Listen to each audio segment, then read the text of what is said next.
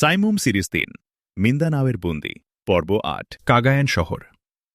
Cagayan উপসাগর থেকে ৫০ mile দক্ষিণ পূর্বে অবস্থিত উত্তর মিন্দানাওয়ের সবচেয়ে গুরুত্বপূর্ণ শহর কাগায়ান। ফিলিপাইন পরিষদের প্রাক্তন সিনেটর আব্বাস এলেন্টো কাগায়ান শহরের মানচিত্র বুঝিয়ে দিচ্ছিল আহমদ মুসাকে। মূল কাগায়ান শহরের লোকসংখ্যা ৮ থেকে ১০ হাজারের মতো। শহরতলিসহ এর লোকসংখ্যা এখন প্রায় ২০,০০০। কাগায়ান থেকে দক্ষিণ দিকে মাইলের পর মাইল চলে গেছে নয়নাভিরাম ধানের ক্ষেত। কাগায়ান ছিল সুখ ও সমৃদ্ধির নগর। ২০ বছর আগেও এখানে ছিল শতকরা ৯০ জন মুসলমান। আমেরিকান ও পর্তুগিজ মিশনারিদের প্রলোভন ও নিপীড়নের পরও এখানে খ্রিস্টানদের সংখ্যা শতকরা ৫ ভাগের বেশি হয়নি। এখানে অভাব বস্তুটা ছিল মানুষের অজানা, তাই মিশনারিদের কৌশল এখানে বড় বেশি কাজে আসেনি। কিন্তু কাগায়ানবাসীদের এই প্রতিরোধ ক্ষমতা তাদের জন্য অভিশাপ হয়ে দেখা দিল। মিশনারিদের সব কলাকৌশল ব্যর্থ হলে ঘরবাড়ি ও সহায় সম্পত্তি থেকে তাদের উৎখাত করা হল শক্তির জোরে। শুধু কাগায়ান নয়, দিভাও, জাম্বুয়াঙ্গো, কোটাবাতো প্রভৃতি শহরে একই ঘটনার পুনরাবৃত্তি হল। এই উৎখাত অভিযানে ৩,০০০ হতভাগ্য মুসলমান নিহত হল এবং ১০,০০০ হল আহত। আর ৫০,০০০ মুসলমান তাদের বাড়িঘর, সহায় সম্পত্তি সবকিছু হারিয়ে পথে গিয়ে দাঁড়াল। তাদের জায়গায় এনে বসানো হল উত্তর ফিলিপাইন থেকে শ্বেতাঙ্গ ও নেটিভ খ্রিস্টানদের। কিন্তু এসব সংবাদ তো প্রকাশ পায়নি। প্রকাশ পাবে কি করে? সংবাদ সরবরাহ সংস্থাগুলোর কাছে এ কোনো সংবাদই নয়। মিন্দানাওবাসীদের বিদ্রোহের খবরই শুধু প্রকাশ পায়, তাদের উপর জুলুম নির্যাতনের যে স্টিম রোলার চলছে তা প্রকাশ পায় না। আহমদ মুসা সম্মতিসূচক মাথা নাড়াল শুধু। আব্বাস এলেন্টো আবার বলতে শুরু করল, কাগায়ানের শহরতলিতে মুসলমানদের কিছু ছিটেফোঁটা বসতি আজও রয়েছে। কাগায়ান শহরের মূল আবাসিক এলাকা শহরের দক্ষিণাংশে। উত্তরাংশে কয়েকটি শিল্প কারখানা গড়ে উঠেছে। এই উত্তরাংশেই সম্প্রতি একটি বিমানক্ষেত্র নির্মিত হয়েছে। বিমানক্ষেত্রে পশ্চিম, উত্তর ও পূর্বাংশে অসমতল বনভূমি। বিমানক্ষেত্রটি সুদৃঢ় কাঁটাতার দিয়ে ঘেরা। কাঁটাতারের মধ্য দিয়ে বিদ্যুৎ প্রবাহ চলছে সর্বক্ষণ। এ বিমানক্ষেত্রের দক্ষিণাংশে টার্মিনাল ভবনের সামনে রানওয়ের উপর দাঁড়িয়ে আছে ৪টি মাউন্টেন জেট। থামল আব্বাস এলেন্টো। আহমদ মুসা শহরের রাস্তাঘাটের অবস্থান নিয়ে তন্ময় হয়ে পড়ল। শহরের প্রধান রাস্তাটি শহরের দক্ষিণ প্রান্ত থেকে উত্তরাংশের টার্মিনাল ভবন পর্যন্ত বিস্তৃত। এই রাস্তার ধারেই সকল সরকারি অফিস ও গুরুত্বপূর্ণ বিল্ডিং। রাস্তাটির পূর্ব নাম ছিল আলোনিকাদ রোড। কাগায়ানে যারা প্রথমে বসতি স্থাপন করেছিল তারা এসেছিল জুলু দ্বীপের বুদ আজাদ অঞ্চল থেকে। জুলু দ্বীপে যিনি ইসলামের আলো ছড়িয়েছিলেন তিনি মুহাম্মদ আমানুল্লাহ আল নিফাদ নামে অভিহিত। তার নাম অনুসারেই এ রাস্তার নামকরণ করা হয়েছিল, কিন্তু রাস্তাটির নাম এখন মার্কোস এভিনিউ। কাগায়ানের মুসলিম উচ্ছেদের পরিকল্পনাকারী সেন্ট জন মার্কোসের নাম অনুসারে এর নামকরণ করা হয়েছে। আহমদ মুসা আব্বাস এলেন্টোকে জিজ্ঞেস করলেন, কাগায়ানের পাওয়ার স্টেশনটি কোথায়? আব্বাস এলেন্টো দক্ষিণ কাগায়ানের একটি স্থান দেখিয়ে দিল। বলল সে মার্কোস এভিনিউ থেকে পার্ক স্ট্রিট সোজা পশ্চিম দিকে চলে গেছে। এ রাস্তা দিয়ে সিকি মাইল যাবার পর আরেকটি রাস্তা পাওয়া যাবে, হোয়াইট স্ট্রিট। এই স্ট্রিটের শেষ প্রান্তে পাওয়ার স্টেশন। পাওয়ার স্টেশন থেকে মার্কোস এভিনিউতে পৌঁছার সোজা পথ নেই। আছে, আবাসিক এলাকার মধ্য দিয়ে বড় পেঁচানো রাস্তা। পাওয়ার স্টেশনের পিছন থেকে বেরিয়ে এ রাস্তা আবাসিক এলাকার মধ্য দিয়ে পূর্ব দিকে এগিয়ে গেছে। আহমদ মুসা কিছু বলতে যাচ্ছিল। বাইরে থেকে দরজায় কয়েকটি টোকা পড়ল এ সময়। আহমদ মুসা ও আব্বাস এলেন্টো উৎকণ্ঠ হয়ে উঠল। আবার পড়ল টোকা, সেই নির্দিষ্ট নিয়মে, পরিচিত সংকেত। আব্বাস এলেন্টো গিয়ে দরজা খুলে দিল। প্রবেশ করল শ্রমিক গোছের একজন লোক। পরনে মালই ধরনের লুঙ্গি, গায়ে শার্ট, ঝুলের কামিজ, ছোট করে ছাটা চুল, চোখ দুটির চাউনি কেমন বোকা বোকা ভাব। আব্বাস এলেন্টো পরিচয় করিয়ে দিল। নাম আবিদ, কিন্তু কাগায়ানে জন নামে পরিচিত। সবাই জানে সে একজন নিষ্ঠাবান নেটিভ খ্রিস্টান। পিসিডার একজন প্রথম শ্রেণীর কর্মী আবিদ। টার্মিনাল ভবনের বহিরাঙ্গনের একটি ভ্যারাইটি স্টোরের মালিক সে। মাউন্টেন জেট সম্পর্কিত তথ্য সেই সরবরাহ করেছে। আহমদ মুসাকে দেখিয়ে সে আবিদকে বলল, ইনি আহমদ মুসা, তোমাদের নেতা। বিস্ময় ও আনন্দে চিকচিক করে উঠল আবিদের চোখ। সসম্ভ্রমে সালাম জানাল। আহমদ মুসা হাত বাড়িয়ে দিল।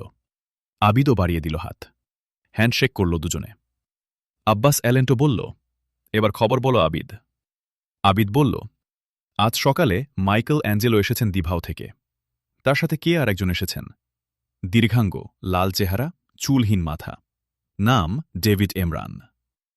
কি বললে নাম? ব্যগ্রকণ্ঠে জিজ্ঞেস করল আহমদ মুসা। ডেভিড এমরান? আহমদ মুসা বিস্মিত হল। ধারী ইহুদি ডেভিড এমরান কাগায়ানে এসেছে।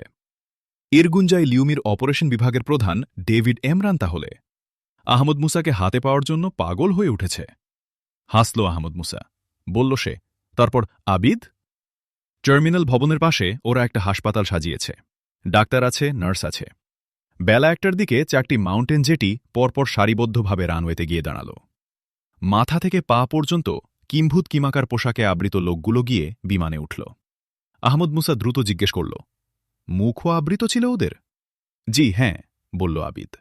আবিদ আবার বলতে শুরু করল।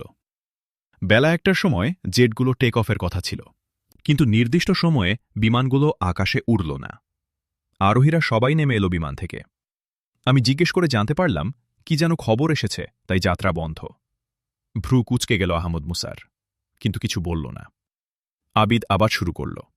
যাত্রা বন্ধ হয়ে যাবার পর সকলের মধ্যে কেমন যেন ত্রস্ত ভাব লক্ষ্য করা গেছে। পুলিশ কর্তাদের নিয়ে দুবার মিটিং হয়েছে বড় কর্তাদের। আহমদ মুসা গম্ভীর হয়ে গিয়েছিল। সে যেন আনমনা হয়ে পড়েছে। Abid, Michael Angelo, David Emran আর সেই কমান্ডোরা থাকছে কোথায়? টার্মিনাল রেস্ট হাউসে। রেস্ট হাউস অর্থাৎ বিমানক্ষেত্র থেকে শহরে আসবার কয়টি পথ আছে? একটি মার্কোজ এভিনিউ। বিমানক্ষেত্রটি শহর থেকে একটি খাল দ্বারা বিচ্ছিন্ন। খালের উপর মার্কোজ এভিনিউয়ের ব্রিজ একমাত্র সংযোগ পথ। ব্রিজে প্রহরী থাকে? না, কিন্তু আজ পুলিশ মোতায়েন দেখেছি ব্রিজে। আহমদ মুসা ঠোঁট কামড়ে ধরল দাঁত দিয়ে। মুহূর্তখানেক চিন্তা করল সে। বলল, তারপর তুমি থাকো কোথায়? স্টোরেই থাকি। বেশ, তোমাকে টার্মিনালের রেস্ট হাউসে ওদের দিকে নজর রাখতে হবে। আমি যথাসময়ে পৌঁছব। মনে রেখো, তোমার ঘরে আলো জ্বলে থাকার অর্থ তুমি নেই, কিছু ঘটেছে। আর আলো নিভানো থাকলে তার অর্থ হবে সবকিছু ঠিক আছে। আচ্ছা, তুমি যাও। আবিদ সালাম জানিয়ে চলে গেল। আহমদ মুসা গিয়ে ঘর বন্ধ করে দিল। তারপর তার ব্যাগ খুলে একটি ক্ষুদ্র বাক্স বের করল। বাক্সের পাশে একটি বোতামে চাপ দিতেই উপরের ঢাকনি সরে গেল। ক্ষুদ্র ওয়্যারলেস যন্ত্র। শর্ট ওয়েভ কাটা ঘুরিয়ে যোগাযোগ করল আপো পর্বতের হেডকোয়ার্টারে। ওপার থেকে মুর হামসারের গলা পেয়ে খুশি হল আহমদ মুসা। বলল, মুর হামসার, তুমি কখন ফিরলে? ঘণ্টা 2 আগে ফিরেছি। সিঁড়ি কেমন? জ্বরের কোনো কমতি নেই। দেখো, ওর প্রতি নজর রেখো। মুহূর্তখানেক থামল মুসা, তারপর বলল, রুনার মা কোথায়? কেন, এখন সিঁড়ির কাছে। আমি ফেরার পূর্বে দরজার বাইরে বেরুতে দিবে না তাকে। বাইরের সকলের সাথে সব রকমের দেখা সাক্ষাৎ বন্ধ। দরকার হলে তাকে ঘরে বন্ধ করে রাখবে। আর এখনই ওর কাছ থেকে জেনে নাও, আমি কাগায়ানে এসেছি এ কথা সে কাকে বলেছে। এ কথা তার কাছ থেকে বের করে নিতেই হবে। কিছু ঘটেছে ভাইয়া? উৎকণ্ঠিত স্বর মুর হামসারের। আমি আপো পর্বতে নেই, আমি কাগায়ানে চলে এসেছি। এ খবর কাগায়ানে পৌঁছেছে বলে স্থির নিশ্চিত আমি। কিন্তু পৌঁছল কি করে? নিশ্চয় আপো পর্বত থেকে এ খবর এখানে জানানো হয়েছে। সাংঘাতিক ব্যাপার। ঘরে শত্রু। মুর হামসারের কথার মাঝখানেই বলে উঠল আহমদ মুসা, রুনার মার কাছ থেকে জেনে নিয়ে যে কোনো মূল্যে আটক করবে সেই ঘরের শত্রুকে। আপনার নির্দেশ পালিত হবে জনাব। আর কথা শেষ করল না মুর হামসার। কিছু বলবে? জিজ্ঞেস করল আহমদ মুসা। সিঁড়ি কিছুই খাচ্ছে না। ওষুধও নাকি বমি করে ফেলেছে আজ। আহমদ মুসা একটু চিন্তা করল, তারপর বলল, পুরুষ ডাক্তার দিয়ে পরীক্ষা তেমন ভালো হচ্ছে না। একটা কাজ করতে পারো। কি কাজ? স্মার্থা ডাক্তার। স্পাই? ডাক্তার হিসেবে ক্লুক্ল্যাক্সলানে সে যোগ দিতে আসছিল মিন্দানাওয়ে। বন্দিখানা থেকে তাকে এনে সিঁড়িকে দেখাতে পারো। নিরাপদ হবে তাকে আনা? তোমাকে অত্যন্ত সাবধানে এ কাজ করতে হবে, এবং এ ব্যাপারে তোমার কারও ওপর নির্ভর করা চলবে না। তুমি তাকে আনবে, তুমি রেখে আসবে তাকে বন্দিখানায়। রাজি হবে সে চিকিৎসা করতে? তাকে বলো আমি অনুরোধ করেছি। আমার বিশ্বাস এ অনুরোধ সে রাখবে। কথা শেষ করে আহমদ মুসা লাইন কেটে দিল। দরজার বাইরে দাঁড়িয়েছিল আবদুল্লাহ জাবের ও শরীফ আহমদ সুরি। কথা শেষ হতেই আব্বাস অ্যালেন্টো গিয়ে দরজা খুলে দিল ঘরের। প্রবেশ করল তারা দুজনে। কি খবর জাবের? ব্যগ্রকণ্ঠে জিজ্ঞেস করল আহমদ মুসা। ভিতরে একদম রণপ্রস্তুতি। কেমন? বিমানক্ষেত্রের চারদিকে মেশিনগানের ব্যারিকেড। রাস্তার মোড়ে মোড়ে বসানো হচ্ছে মেশিনগান। সাদা পোশাকে শহরের বিভিন্ন স্থানে কমান্ডো ইউনিট মোতায়েন করা হয়েছে। সশস্ত্র পুলিশ তো রয়েছেই। নীরবে কথাগুলো শুনছিল আহমদ মুসা। কথা শেষ হল, কিন্তু কোনো মন্তব্য করল না সে। দুটি হাত তার পিছনে মুষ্টিবদ্ধ, চোখে মুখে ভাবনার এক ভারী পর্দা। জাবের, শরীফ শুরি, আব্বাস অ্যালেন্টো নতমুখে দণ্ডায়মান। আহমদ মুসা একসময় টেবিলের কাগায়ান শহরের মানচিত্রের পাশে গিয়ে দাঁড়াল। চোখ দুটি তার মানচিত্রে নিবদ্ধ, পলক নেই তাতে। নিঃশব্দে বয়ে চলল কালের স্রোত। স্বপ্নথিতের মতো মুখ তুলল আহমদ মুসা মানচিত্র থেকে। জাবেরকে লক্ষ্য করে বলল সে, মৃত্যুর মুখে ঝাঁপিয়ে পড়বে এমন কতজন লোক আছে তোমার? আপনার নির্দেশ পেলে সকলেই হাসতে হাসতে মৃত্যুর মুখে ঝাঁপিয়ে পড়বে। সবাই নয়, আমি ৫০ জন চাই। প্রস্তুত জনাব? তারপর আহমদ মুসা দীর্ঘক্ষণ ধরে আবদুল্লাহ জাবের, শরীফ শুরি ও আব্বাস অ্যালেন্টোর সাথে পরামর্শ করল, তারপর বিদায় দিল সবাইকে। ঘড়ির দিকে চেয়ে দেখল সবে সন্ধ্যা ৮টা। ৯টায় বেরোবে সে। এখনও ১ ঘণ্টা সময় আছে। পরম প্রশান্তিতে বিছানায় গা এলিয়ে দিল সে। রাত ৯টা। দক্ষিণে কাগায়ানের পার্ললেন ধরে দ্রুত এগোচ্ছিল একজন লোক। লম্বা চওড়া, কালো স্যুট, কালো জুতা, টাইটিও একদম মিরেট কালো। লেনের আবছা অন্ধকারে লোকটিকে মনে হচ্ছে ছায়ার মতো। মাথা নিচু করে ছায়ামূর্তিটি দ্রুত এগিয়ে চলছিল মার্কোস রোডের দিকে। আমেরিকান কাঠচুল, লাল মুখ, টিপটপ ভদ্রলোক। স্ত্রীর ভাজে কোনো খুঁত নেই। এক দৃষ্টিতেই মনে হয় একজন সম্ভ্রান্ত বিদেশী। কোনো দিকে না তাকিয়ে এক মনে এগিয়ে যাচ্ছে সে। ভদ্রলোকের হাতে একটি বড় ধরনের অ্যাটাচি। পার্ললেন পার হয়ে সে গিয়ে পড়ল মার্কোস রোডে। মার্কোস রোড ধরে সে হনহন করে এগিয়ে চলল উত্তর দিকে। উত্তর দিক থেকে দুটি রক্তচক্ষু তীব্র বেগে এগিয়ে আসছে। সমগ্র রাস্তা আলোকিত হয়ে উঠেছে ছুটে আসা গাড়ির হেডলাইটের উজ্জ্বল আলোতে। ভদ্রলোকের ভূদ্বয় কুঞ্চিত হল, কিন্তু দৃঢ় পদক্ষেপে সমান তালে সে এগিয়ে চলল সামনে। ছুটে আসা গাড়িটি পুলিশের। গাড়িটির রিয়ার লাইটের নিচে জ্বলজ্বল করছে মিন্দানাও পুলিশ। পুলিশের জিপটি এসে ভদ্রলোকের পাশে থেমে গেল। ক্যাচ করে বিশ্রী এক শব্দ উঠল। জিপে দুজন আরোহী, একজন ড্রাইভার আর অন্যজন পুলিশ অফিসার। পাশে জিপ থেমেছে, কিন্তু ভ্রুক্ষেপ নেই ভদ্রলোকের। চলা তার থামেনি। জিপ থেকে পুলিশ অফিসারটি নেমে পড়ল। এই যে, ভদ্রলোককে সম্বোধন করে ডাকল পুলিশ অফিসারটি। ভদ্রলোক থামল, পিছনে ফিরে চাইল, কিন্তু দাঁড়িয়ে রইল, এগোল না। পুলিশ তার কাছে এগিয়ে গেল, বলল, কে আপনি? তার মুখে বিরক্তির স্বর। পরিষ্কার ইংরেজিতে ভদ্রলোকটি জবাব দিল, ফিলিপাইন কন্টিনেন্টাল ট্রেডিং এজেন্সির বিজনেস রিপ্রেজেন্টেটিভ জেমস কার্টার। ম্যানিলার কন্টিনেন্টাল ট্রেডিং এজেন্সি আন্তর্জাতিক খ্যাতিসম্পন্ন আমেরিকান প্রতিষ্ঠান। পুলিশ অফিসারটি স্বর কিঞ্চিত নরম করে বলল, কোথায় চলেছেন? এয়ারপোর্ট সুপারমার্কেটের বিজনেস ইন্টারন্যাশনাল অফিসে। ডোন্ট মাইন্ড, যেহেতু দায়িত্ব তাই আপনার ব্যাগটা আমার একবার দেখতে হবে। ব্যাগটি এগিয়ে দিয়ে ভদ্রলোক বলল, বেশ, দেখুন দেখুন।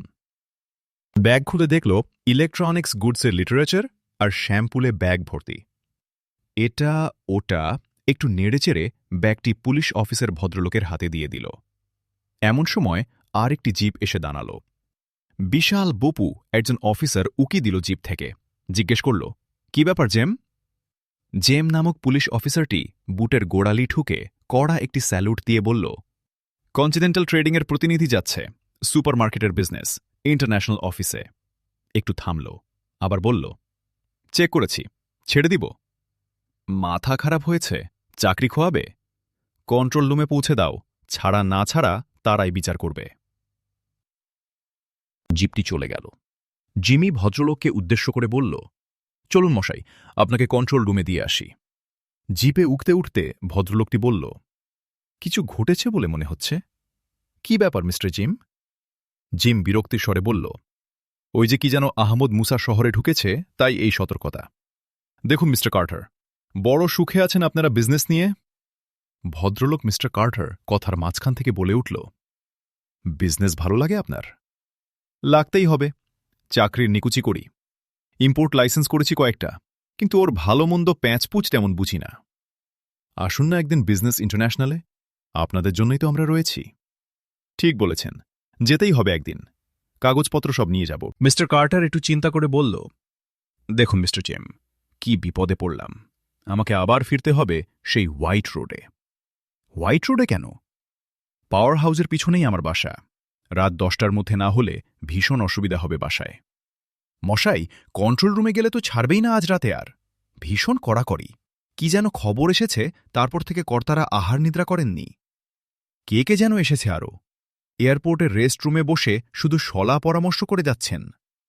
তাহলে জিম একটু চিন্তা করে বলল, উপায় একটি করা যায়। সামনের মোড়ে আপনাকে নামিয়ে দিচ্ছি।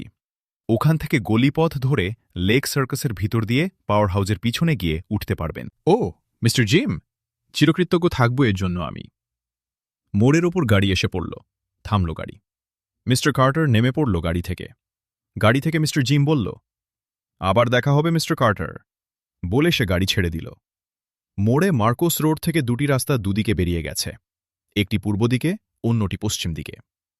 পশ্চিমের রাস্তা ধরে পশ্চিম দিকে এগিয়ে চলল মিস্টার কার্টার। মিনিট 7 চলার পর একটি রাস্তা পেল সে। রাস্তাটি লেক সার্কাস রোড থেকে বেরিয়ে দক্ষিণ দিকে লেক সার্কাসের অভ্যন্তরে চলে গেছে। এই রাস্তা দিয়ে লেক সার্কাসে প্রবেশ করবে কিনা ভাবছিল মিস্টার কার্টার। এমন সময় একজন লোককে পেয়ে গেল সে। লোকটি লেক সার্কাসের দিক থেকে আসছিল। মিস্টার কার্টার তাকে জিজ্ঞেস করল, এই রাস্তা দিয়ে কি হোয়াইট রোডে পৌঁছতে পারি? লোকটি হাঁ সূচক জবাব দিয়ে চলে গেল। মিস্টার কার্টার ওই রাস্তা দিয়ে লেক সার্কাসে প্রবেশ করল। রাস্তাটির আবার অনেক শাখা প্রশাখা। প্রায় মিনিট 15 চলার পর ঠিক চলেছি কিনা সন্দেহ হল মিস্টার কার্টারের। সামনে আবার রাস্তাটি দুভাগে বিভক্ত হয়ে চলে গেছে দুদিকে। থমকে দাঁড়াল মিস্টার কার্টার। জনমানবহীন পথ। পাশেই একটি বিরাট অট্টালিকা। গানের মিষ্টি সুর ভেসে আসছে। মিস্টার কার্টার উপরের দিকে চাইল। দোতলার উন্মুক্ত জানালা দিয়ে শোনা যাচ্ছে গান। পরিচিত সুর। উৎকর্ণ হল মিস্টার কার্টার। সুর স্পষ্ট হল। আলাবি বালপকির গান। অভিজাত খ্রিস্টান এলাকার এই বাড়ি থেকে আলাবি বালপকির আরবি গান শুনে স্তম্ভিত হল মিস্টার কার্টার। আলাবি বালপকির গান সোলো দ্বীপপুঞ্জের মুসলমানদের প্রিয় গান। পলসনি সঙ্গীতের এই আলাবি বালপকিকে সেখানে আরবি সৈয়দ আল ফাকিহু বলে মনে করা হয়। ইনি মিন্দানাও ও সোলো দ্বীপপুঞ্জের বিখ্যাত সপ্তভ্রাতাদের একজন। সোলোর করিম আল মখদুমের কিছু পরে সৈয়দ আল ফাকিহু সোলো দ্বীপপুঞ্জে এসেছিলেন। এই সপ্তভ্রাতা অর্থাৎ এই 7 জন অলিয়াল্লাহি আরব ভূমি থেকে ইসলামের আলো সোলো ও মিন্দানাও দ্বীপপুঞ্জে ছড়িয়েছিলেন। প্রায় সহস্র বছর ধরে আলাবি বালপকির গান সোলোর গ্রাম গ্রামান্তরে গীত হয়ে আসছে। কাছে কোথাও থেকে পেটাঘুরির আওয়াজ এলো, ধং ধং। রাত 10টা বেজে গেল। মিস্টার কার্টার একবার নিজের ঘড়ির দিকে চাইল। তারপর সক্রিয় হয়ে উঠল সে। সে গিয়ে বাড়িটির দরজায় নক করল। 1 বার, 2 বার, 3 বার। সিঁড়ি দিয়ে কারো নেমে আসার শব্দ পাওয়া গেল। কট করে সুইচ টেপার শব্দ হল ভিতরে। দরজা খুলে গেল। দরজায় দাঁড়িয়ে এক যুবতী। দেশীয় মেয়ে। দীর্ঘ কালো চুল। গলার দুপাশ দিয়ে বুক বেয়ে কোটিদেশ পর্যন্ত নেমে এসেছে। চোখ মুখ দিয়ে বুদ্ধি যেন ঠিকরে পড়ছে। তার সাথে মিশেছে লাবণ্য। এক কথায় অপরূপ মেয়েটি। তার স্নিগ্ধ সৌন্দর্য চোখ ধাঁধিয়ে দেয় না, কিন্তু আপন করে কাছে টেনে নেয়। মেয়েটি স্পষ্ট কুণ্ঠাহীন কণ্ঠে জিজ্ঞেস করল, কে আপনি? আমি একজন বিদেশি, পথ হারিয়েছি। কোথা থেকে আসছেন? ম্যানিলা থেকে। যাবেন কোথায়? হোয়াইট রোডে। হোয়াইট রোডে? তাহলে এ পথে এসেছেন কেন? পার্ক রোড ধরে যাওয়া উচিত ছিল আপনার। মিস্টার কার্টার কিছু বলল না। মেয়েটি আবার বলল, অনেক গলি কোচো, ঘুরে আপনাকে যেতে হবে হোয়াইট রোডে। থামল একটু। বলল আবার, আপনি ভিতরে একটু বসুন, আমি সংক্ষিপ্ত স্কেচ করে দিচ্ছি। বলে মেয়েটি ভিতরে সরে দাঁড়াল। মিস্টার কার্টার গিয়ে বসল সোফাটায়। মেয়েটি সিঁড়ি ভেঙে উপরে চলে গেল। কক্ষটি বসার ঘর। সারিবদ্ধ সোফা সেটে সাজানো। কক্ষের দেয়ালে মিন্দানাওয়ের কয়েকটি ল্যান্ডস্কেপ। মাঝখানে বড় একটি যিশুর মূর্তি, রৌপ্যের ফ্রেমে বাঁধানো। যিশুর কয়েকটি বাণীও টাঙানো আছে। মেয়েটি ফিরে এলো, স্কেচ করা একটি কাগজ তুলে দিল মিস্টার কার্টারের হাতে। মিস্টার কার্টার একবার ভালো করে চোখ বুলিয়ে ভাঁজ করে পকেটে রেখে দিল। তারপর উঠে দাঁড়াতে দাঁড়াতে মেয়েটিকে বলল, একটা কথা জিজ্ঞেস করতে পারি আপনাকে? নিশ্চয়ই করতে পারেন। আমার ধারণা সত্য হলে আপনি খ্রিস্টান। কিন্তু আলাবি বালপকির গান আপনি জানলেন কি করে, এবং অমন ক্ষমতা দিয়ে সে গান আপনি গাইতে পারলেন কি করে? প্রশ্ন শুনে মেয়েটির চোখ মুহূর্তের জন্য বন্ধ হয়ে গেল। পরে চোখ খুলে ধীরে ধীরে মেয়েটি বলল, কেন জানব না? কেন গাইতে পারব না? আমি কি এ মাটির মেয়ে নই? আমার জিজ্ঞাসা হল, আলাবি বালবকির মরমী সঙ্গীত সোলোর মুসলমানদের নিজস্ব সম্পদ, কোনো খ্রিস্টান এটা গাইবে, এটা অবিশ্বাস্য। বেদনার এক ছায়া খেলে গেল মেয়েটির মুখের উপর দিয়ে। তার ফুলের পাপড়ির মতো পাতলা ঠোঁট দুটি যেন কুঞ্চিত হয়ে পড়ল কিছুটা। নত মুখে সে কিছুক্ষণ নীরব রইল। তারপর ধীরে ধীরে বলল, বিদেশী আপনি আলাবি বালপকিকে চিনলেন কি করে? আর এখানকার মুসলমানদের একান্ত ঘরের এ কথা আপনি জানলেন কি করে? বিদেশিদের পক্ষে এসব জানা কি একান্তই অসম্ভব? তাহলে কি আপনি মুসলমান? স্বীকার করছি। অপরাধ স্বীকারের মতো হলো কথাটা। মেয়েটির পাতলা ঠোঁটের ওপর দিয়ে এক টুকরো হাসি খেলে গেল। মিন্দানাওয়ে মুসলমান হওয়া অপরাধ নয়, তাহলে বলবেন? মেয়েটির মুখের হাসি মিলিয়ে গেল। সে এক দৃষ্টিতে মিস্টার কার্টারের দিকে চেয়ে আছে, খুঁটিয়ে খুঁটিয়ে দেখছে তাকে। তারপর সে বাইরের দরজা বন্ধ করে দিয়ে মিস্টার কার্টারের মুখোমুখি দাঁড়িয়ে বলল, আপনার সত্যিকার পরিচয় কি? আপনি আমাকে সন্দেহ করছেন? হ্যাঁ, কারণ ম্যানিলা থেকে কোনো মুসলমান এইভাবে কাগায়ান আসতে পারে না। আপনার মতো বুদ্ধিমান লোক ম্যানিলা থেকে এসে কাগায়ান পথ ভুল করতে পারে না। মিস্টার কার্টার বিস্মিত দৃষ্টিতে মেয়েটির দিকে চেয়ে রইল। অদ্ভুত বিশ্লেষণ শক্তি মেয়েটির। সাধারণের তালিকায় এ মেয়ে পড়ে না। আমার পরিচয় পরে হবে। আপনার পরিচয়টা কি জানতে পারি? নিশ্চয়, ফিলিপাইন সিক্রেট সার্ভিসের একজন অপারেটর। আর আমি আহমদ মুসা। মেয়েটি সামনে দাঁড়িয়েছিল। ভূত দেখার মতো অস্ফুট আর্তনাদ করে সে গিয়ে সামনের সোফায় বসল। দু হাতে মুখ ঢেকে বসে রইল বহুক্ষণ। ঘড়ির দিকে চেয়ে আহমদ মুসা আঁতকে উঠল। রাত 11টা। দ্রুত বলল সে, আমি এখন কি যেতে পারি? আপনার প্রশ্নের জবাব নিলেন না। মুখ তুলে বলল মেয়েটি। বিধ্বস্ত মুখ তার। আমি জবাব পেয়ে গেছি। কি জবাব পেয়েছেন? আলাবি বালপকির এক ভক্ত তার সমাজ থেকে দূরে সরে গিয়েও তাকে ভুলতে পারেনি। আহমদ মুসার এই কথা মেয়েটির উপর যেন ভৌতিক ক্রিয়া করল। সে অস্থির কণ্ঠে বলে উঠল, না না না, বালপকিকে নয়, আমার মাকে ভুলতে পারিনি, মায়ের মুখ ভুলতে পারিনি, মায়ের গান, মায়ের কাহিনী ভুলতে পারিনি আমি। বলে কান্নায় ভেঙে পড়ল মেয়েটি। রাজ্যের মমতা নেমে এসেছে আহমদ মুসার চোখে। অন্তর্দ্বন্দ্বে জর্জরিত এই মেয়েটির দিকে সে চেয়ে আছে অনিমেষ চোখে। প্রকাশহীন এই বেদনায় যে মেয়েটি কতদিন থেকে নিষ্পিষ্ট হচ্ছে কে জানে।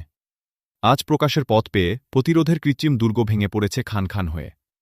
প্রলোভনে পড়ে, অবস্থার চাপে কিংবা বাধ্য হয়ে সত্যের আলো থেকে দূরে সরে গিয়ে কত তরুণ তরুণী এমনিভাবে অন্তর্বেদনায় জর্জরিত হচ্ছে, কে তার খোঁজ রাখে? ভাবতে গিয়ে আহমদ মুসার চোখ অশ্রু সজল হয়ে উঠল। সে উঠে গিয়ে মেয়েটির মাথায় হাত বুলিয়ে বলল, বোন, তোমাদের এ অবস্থার জন্য দায়ী আমাদের অধঃপতিত সমাজ, পথভ্রষ্ট ধর্মনেতা আর আহাম্মক রাষ্ট্রনেতারা। থামল আহমদ মুসা। আবার বলল, আজ যে কত আনন্দিত আমি। আমাদের এক হারানো বোনকে আমরা ফিরে পেলাম। মেয়েটি তাড়াতাড়ি উঠে আহমদ মুসার পায়ে সালাম করে উঠে দাঁড়াল। চোখ মুছে বলল, আমার আগের নাম সাবেরা। আমি এখন থেকে সাবেরা। বলতে বলতে কান্নায় তার কথা জড়িয়ে গেল আবার। আহমদ মুসা বলল, সাবেরা বোন, আমাকে উঠতে হয়, আর দেরি করতে পারি না।